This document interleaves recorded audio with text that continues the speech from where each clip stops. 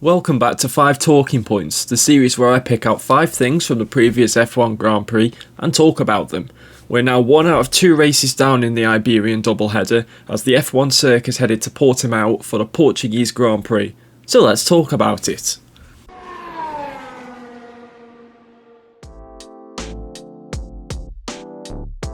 Valtteri Bottas had a nightmare weekend in Imola, qualifying 8th and his race ending in retirement, but took pole position in Portugal, beating his teammate Lewis Hamilton in the Red Bull of Max Verstappen.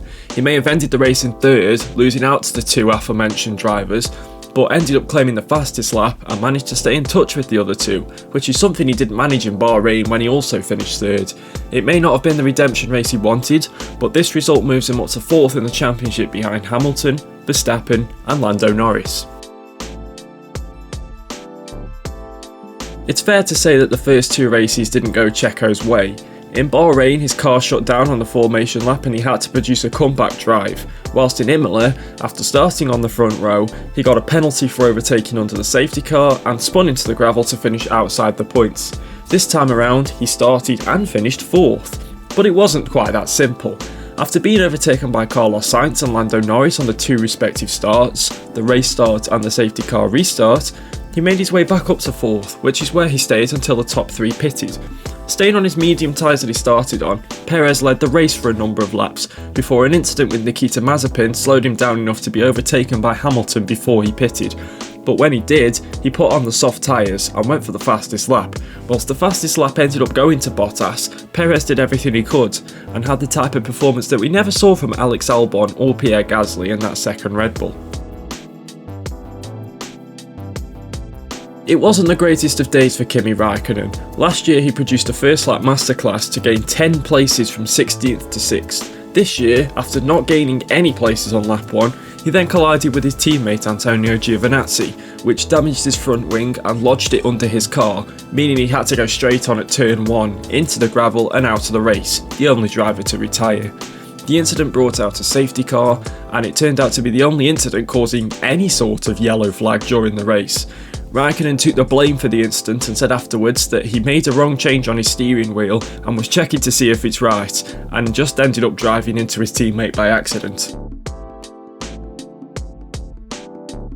Fernando Alonso started the Portuguese Grand Prix in 13th place, 7 places behind his teammate and right in the thick of the midfield, and has a fairly quiet race until near the end.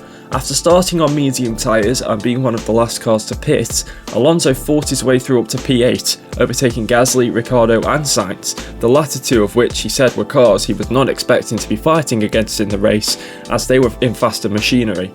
His drive went under the radar, but he secured valuable points for Alpine as he finished P8, just 1 place behind his teammate Esteban Ocon, handing Alpine 10 points from this weekend.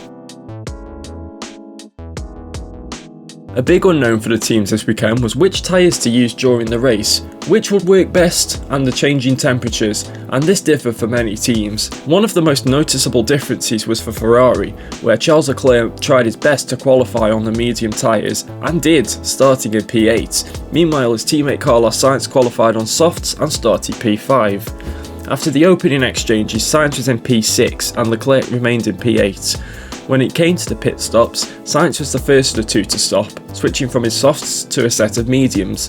However, Leclerc stopped only a handful of laps later, switching from his mediums to hards. And that decision proved to be the right one, as Leclerc had struggled on the medium tyres and fared much better on the hards. Unfortunately for Sainz, he suffered the same situation as his teammate, struggling on his mediums.